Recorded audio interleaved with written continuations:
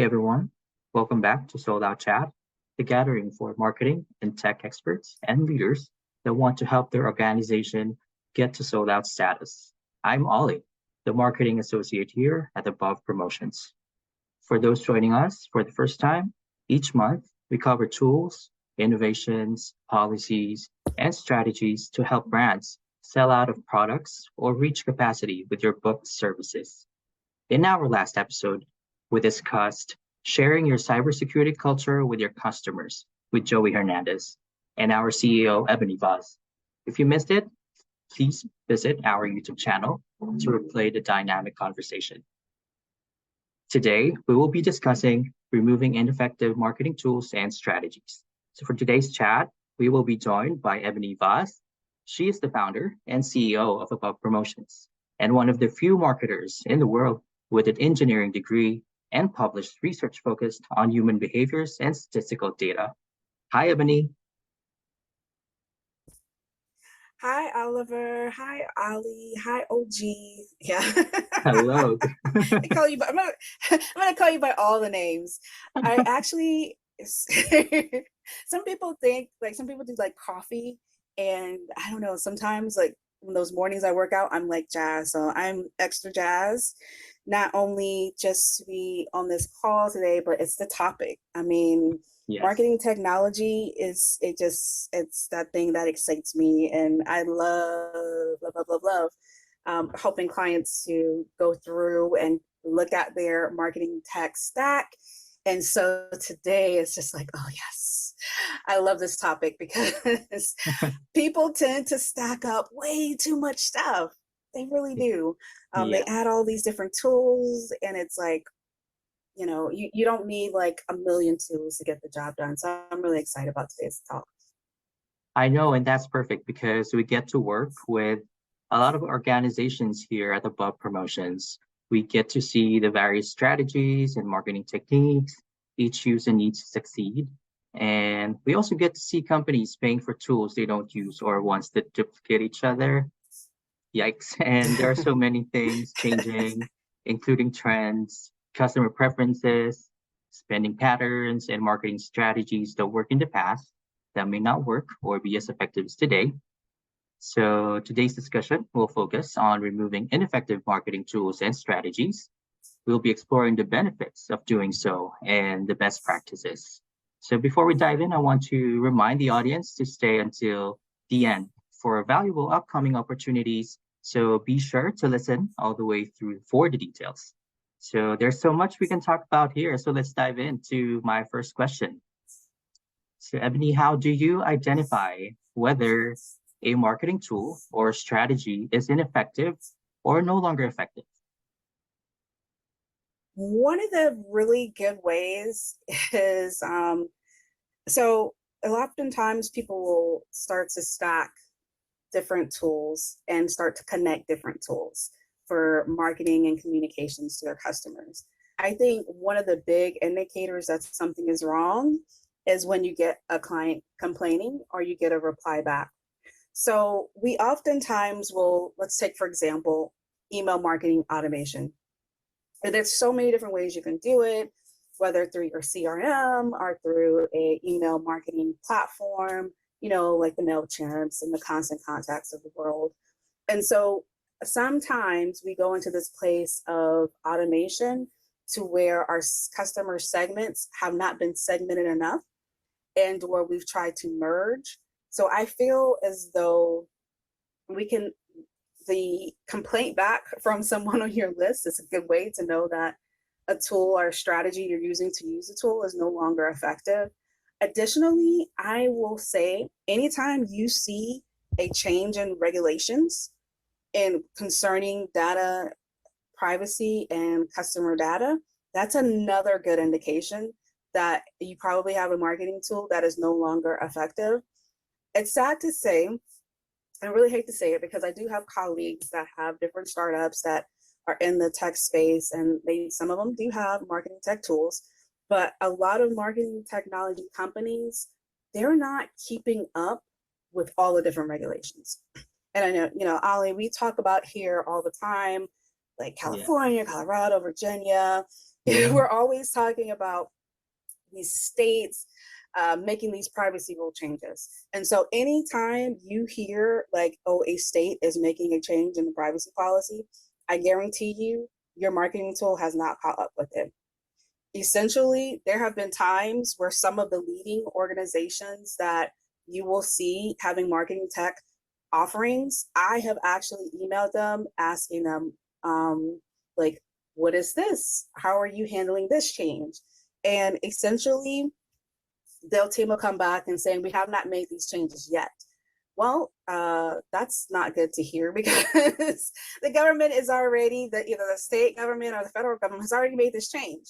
So I think that when you get customers replying back or leads replying back as a complaint, that's a good way for you to look at your marketing tool and strategies surrounding the marketing tools.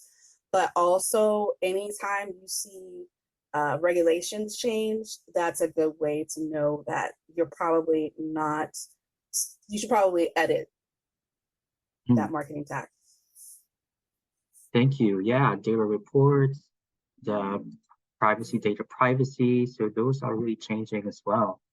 And for our next question, we also wanted to know, like, are there any criteria that you use to know which marketing tools or strategies should be removed or replaced?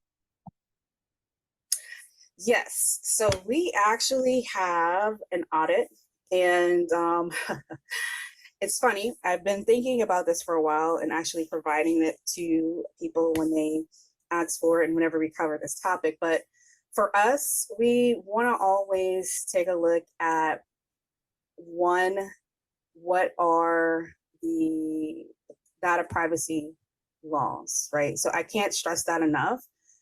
When you are selecting a software, you need to know where that data sits. So as your customers give the data, are the customers here in the US? Are they abroad? Are they in California? Are they in Virginia? Are they in Colorado? Where are they at? So where is your data and the customer's data sitting as you're using these tools? That's like number one. I can't even begin to stress that even more. So you need to know where the data's at. And then does that software allow you the ease of being able to remove the customer data? And so sometimes it's a manual process, sometimes it's just a couple of clicks, but these are things that we put like top priority when we're checking out a software. And then from there, we start to look at like, oh, what are some of the integrations that they have? What are some of the possible other tools like the Zapier, et cetera, that we're going to connect to help integrate into an existing software? So we do want to take a look at how integrations flow. We want to take a look at, are these tools going to line up with the target audience? Mm-hmm. So I had a conversation recently with a group I was speaking at, and I said to them, there's not every marketing tool is going to be suitable for your target audience. If your target audience never touches TikTok, then don't get a tool that addresses and shares to TikTok. So let's say this tool that you have shares to all of these platforms, but they have this really cool integration with TikTok, but you don't focus on TikTok. So focus on what are the other benefits for every other social media platform that they're doing. The other thing is when we're looking at some of the software, we're looking at the distribution of it and how that content, when it gets received by the customer, what that will look like. So that's another big thing for us is if we are, right now, we're in this age of really short, really quick videos. So is the platform that we're helping a customer select, is that going to support that? So you really have to take that target audience into account. And then, and I hate to say this, and then as a last kind of like result is how will your internal team be able to easily integrate like the tool with their work? Because just because it gives you really good output for a client or a potential lead, and it takes internally you having to go through a million different steps to have to get something done, more than likely the team won't use it, right? Yeah. Like if I told you, Ali, for one of our clients, you're going to have to use this tool and it's going to actually add an extra 3 hours of your work, you're going to say to me, Ebony, I don't think this is the tool. Right. Yes. So safe to say that it's time to identify like the ones that are like not working for you or for the client. Yes. Yes. Yeah. That's really key. And also like there could be tools that are like outdated or difficult to use, just like what you have example, or simply not delivering any results. So organizations really have to identify those ineffective tools so to save time as well. Yes. Yeah. All right. And Well, yeah, go ahead. and that, so for us, and I know this is kind of me just jumping in to even stealing this thunder of the next question, but I'm going to go ahead and do that. So we talk about like, hey, having these conversations with people. Sometimes some of these tools, I love a good tool that will give you the option of monthly and annual subscriptions, because there's probably going to come a time where you're going to need to cancel that subscription. Even if you've paid annual, it's nice to know that you can get out of it. Maybe sometimes you can get a refund back, sometimes you may not. But having that conversation with internal stakeholders can be a difficult one. Sometimes people have put in a lot of time. They may know people. They've gotten to be friendly with some of the sales reps. So it can be a bit of a challenge to have that conversation and convince someone of a tool they're not really needing. What the other challenge that we see with stakeholders, with companies, for our clients is that they will have gotten a tool. I've seen some, I mean, there, no lie, there are over 100,000 marketing technology tools out there. I've seen a lot. I have not seen all 100,000, but I've seen a lot. And some of those CRMs are so in depth that they do things that you think are great, but let's face it, your team will never get to those levels. They will never get to those features. And because of that, someone is thinking, well, we're thinking ahead, we're thinking of how we grow into it. And then sometimes you end up overpaying for something that you really didn't need to even pay for to begin with. So it's those type of conversations can be a little bit of a challenge, and talking to people and saying, we know you bought the Rolls Royce of lead generation. However, all you needed was a good Honda or Toyota to get you there. You didn't have to go for the extreme, thought process. And of course, you always, as a company, you want to think ahead. You want to think about what's the next iteration for the business and ensure that you can support it. But sometimes we go too far. And that becomes a challenge of we're actually paying for more software than what we need. Yeah, so I'd like to thank you for speaking about that, because I was about to ask that, how do you communicate with stakeholders? So thank you for that answer. So I probably can go to this next question. Well, how do you stay informed about emerging trends and new marketing tools to ensure you are always up to date with your strategy? That's really important. Yeah. So for us, and I'm going to also call on you to answer this question as well, Oliver. But Yeah. just so people know that I'm just not talking it, but we're actually walking it, right? Mm-hmm. So for us, we're always taking a look at various organizations that provide information as to trends. And so for me, one of the biggest trends, because truly most of our clients will ask us at some point to engage in social media activities for them. So we will look at organizations that put out content that supports letting us know when the latest thing and greatest things happen. So pages like Social Media Examiner, Social Media Today, we're always paying attention to like what the marketing tech publications are saying, what these ad tech conversations are saying. But also for me, the organizations that I'm a part of, like Women of Marketing Tech and other organizations like that, we're always staying a part of like talking about what's the trend. The Women in Research organization that I'm in, we're always talking about what tools can we use to help us do research better and to ensure we're getting the most accurate or the best type of information from the research that we provide. So that's my answer, Ollie. Mhm. But what is your answer? Because I'm always trying to keep you guys ensuring that you're educated and staying on top. So what is your answer? How are you staying abreast?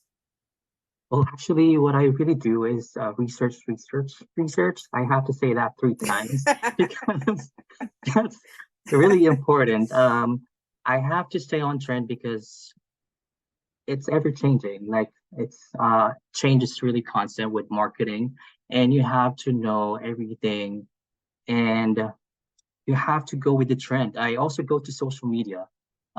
If you, I think you do know because I always tell you, like I'm always on Twitter, Yes. and I do go there because people are really posting a lot of information about marketing. So I do get a lot of information from them, uh like ChatGPT. I got to know ChatGPT because of Twitter. I got to know like the information about other organizations or updates about them, that there will be like updates on Adobe, uh, also on Canvas and something like those things. I get to learn those on Twitter. And I think I've done some surveys as well before, which is really, really helpful. Doing survey with real people, because that will really give you an answer to some of your questions. And I don't think that will really fail, because surveys from the people, from the real people, your customers. So you'll definitely get a lot from them and learn from them. Yeah. Yeah. And you know, one of the things I think I like that you point out there is surveys, and then also just being around some of your colleagues. And Mhm. Yes. so I know again, so I'm glad that you shared what you did. And yes, I one of the things that I love about both you and Kay is that you guys always keep your ears to the ground. So even if I don't hear it, you guys are forwarding something over like, hey, so and so is doing an update. I'm like, well, we're their customer. Why didn't they even tell us yet? You're you guys are out in the streets. You're in these marketing streets and and these listening streets, always listening, and you're telling me updates before the vendor who we're paying for Yeah. tells us the update. So I do love that, and I'm glad that you shared that with us. Well, you're welcome. I actually learned some from you as well. I am definitely thankful because of that. And for above promotions, well, let's go to the next question. So we want to know, Ebony, can you share an example of like a marketing tool or strategy that was removed due to ineffectiveness and the impact it had? So I think my primary example of a marketing tool, I think one of the biggest marketing tools we're constantly removing or adjusting for a client is their CRM, because every CRM is not built the same. And some CRMs are better for B2B versus a B2C. Some CRMs are better for people who are coaches versus people who are real estate professionals. Some CRMs are better to support the healthcare and financial and insurance, three industries that are pretty heavily regulated. So I think for me, an example of that will definitely, I can think of many different examples of it, and it's going to all come down to the CRM. Other tools that I would say that we've had to remove for ineffectiveness is event registration tools. So we use, internally, we use Eventbrite a lot. We'll push our clients to Eventbrite a lot, but Yes. Eventbrite is not always the best solution for every industry. So there's other event management solutions that can help you to automate and reach your audience in a different way than these other tools do. And they have integrations that you might just fit your team a lot better than before. So I will say the biggest tools that have been constant that we've had to remove for their ineffectiveness has been CRM and event marketing tools. Now, if you had to actually say, Ebony, like, let's look ahead, what's going to be the next tool that we're probably going to have to remove for ineffectiveness? It's probably going to have to be any tools with bad privacy settings around there for the customers. So any tool where you might be collecting customer data and they are not supporting these regulations that are happening. So within 2023, there are 5 states that will have their own privacy laws separate from the United States federal government privacy and consumer laws. So if you have a tool that is not up to date in supporting these other states, those are going to be tools that I believe are going to become the third ineffective tool that we're going to have to start removing from clients. I agree. So different organizations have to watch out already, like read out the privacy laws that's coming. Yes, for sure. All right. Well, aside from CRM, it's really like event softwares. It's really hit or miss. So I wanted to also know, because of that, do you have strategies to avoid repeating the same mistakes in the future? So I will say this, that sometimes, so here's one thing you can do to avoid repeating the mistake is actually knowing what each of your software completes, and even having an indication of what are the features that you find are the most important. Because what I find is that if you were to create a chart and lined up all of your marketing tech software, you're going to see there's duplicity. Thank you. I can talk today. There are duplicate features across these software, and oftentimes people aren't keeping track of that. And so what they're doing is they are forgetting that which tool is actually performing the job that they want it to do, and then forgetting to check to see which tool is actually still performing. Because software is ever changing and it's constantly being updated, we find that people are forgetting that they need to go back and check. So I would say that it's always good to at least once a year, because one, it can save you money, and two, you can ensure that everything is still working the way you want it to according to your company's goals. But I think that you should always consider doing an audit of all of your software. And I think if you do that, it can help you to repeat the mistake of purchasing software that you already answers and solves for, or that you already have another software currently that resolves for an issue that you're trying to resolve for. So I'm going to go back and say that again because I was stumbling a bit. Okay. To avoid repeating the mistake, right?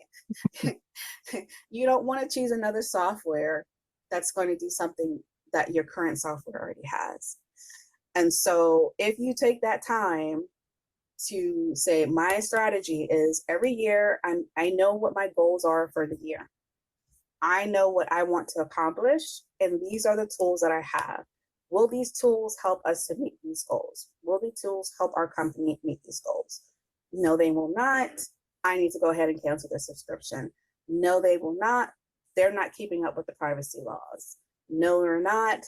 Our team has changed. Our skill sets have changed. This tool that we're paying for is actually costing us more time. So these are the types of questions when you're thinking about like the strategies to keep from repeating the same mistakes. That's one. Do that annual audit every year. I agree. You really must have like what you told us, like there's a criteria or a goal before starting, and then when you started, then there should be a review again, because it's ever changing. softwares. Yes. So, Yes. and okay, well, before we end this, I would just have this one more question because I'm really curious about this and I'm really looking forward to this one because I wanted to know like if there is a line or is there a line or a balance between like innovation and risk taking when removing ineffective marketing tools and strategies? So there is a I think in general, whether it's removing the tools or adding new tools, there is a line between innovation and risk taking. And I'm going to give you an example here. Innovation right now is people wanting to put their brand in the metaverse. There's a risk of that. What type of controls will you have around your brand? How will people interact with your brand? And does your target audience even engages in any type of metaverse platform? So that's a metaverse, any type of virtual reality, any type of augmented reality, mixed reality. That's what we mean. That's what I'm meaning in terms of this conversation when I say metaverse. So that's innovation. But there is a level of risk and one, investing in that type of innovation and using that to push your brand forward. The risk is the cost. Are you going to get that return on your investment? The risk is your client and customers going to be there? The risk is it novel or is it actually something that will be integrated into that person's life?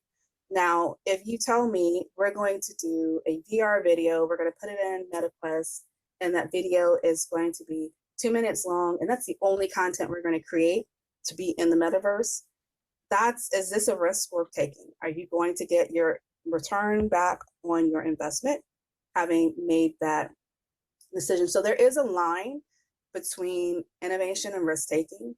I would even gauge to say, just what you brought up Chat GPT earlier. Let's talk about that. That is the innovation of being able to gather information together, return it back to you in a format that you hope is accurate, that you hope is relevant to answer or Yes. solve whatever question you put there. But what is the risk? The risk is that information might not be right. The risk is that information it may actually pull back stuff that is not pertaining to you. The risk is you could be putting information out there about your company and now it's in this open source platform. So there's a risk in using it. And so there is just a very thin balance between innovation and risk taking. And you have to ascertain within your company, like, what is the level of risk that you're willing to take? So whether you're removing ineffective tools, if you're changing your strategies or you're actually adding, you do have to have this level of, is it worth me adding this level of innovation? But I don't want people to ask that question and become afraid, because we have to move forward. And whether you decide to take that risk or not, it's a good possibility that the world is already going to move forward. Ooh, yes. I like that. So thank you so much. I'm actually learning every day, every month here from our solo chat. So thank you so much, Ebony, for those words and for all the learning. So what a great session today. So all right, Good well, job. Just want to say good job, Ali. This was his first time here without Kay, and you did a great job. So proud of you guys. Proud of you. thank you so much. And yes, and thank you so much, Ebony.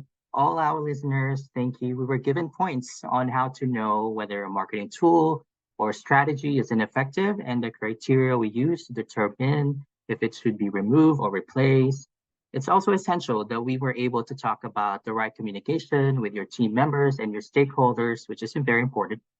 The best ways to stay informed about emerging trends, like doing research. So some informative stories as well of marketing tools or strategies being removed and their impact. So plus, how do we avoid repeating these mistakes? And lastly, we learned about the balance between innovation and risk taking in removing marketing tools. So we hope that this discussion has been helpful and that we have given you the opportunity to take the first step in updating your marketing tools and strategies. We also want to thank those that tune in. If you joined us late, do not worry because we will have this recording available on our website, abovepromotions.com. If you're not subscribed to our newsletter, you missed a couple of these upcoming opportunities or events. So please hold on to this. Join the upcoming workshops with Ebony Vaz. We have different workshops that will suit your marketing needs. Very important. It's Gain Sales by Finding Your Target Market for B2B. That will be on July 18th. And we also have for B2C, that will be on July 19th. And we also have another workshop, which is Creating a Marketing Budget. That will be on July 25. Please do check abovepromotions.com/training for more information about these workshops. So next month, we'll be seeing you and we'll discuss creating brand ambassadors using existing resources. So stay tuned to our website, abovepromotions.com, for the announcement of the upcoming topics. And we'll see you again next month. Thank you, everyone. Thank you, Ebony.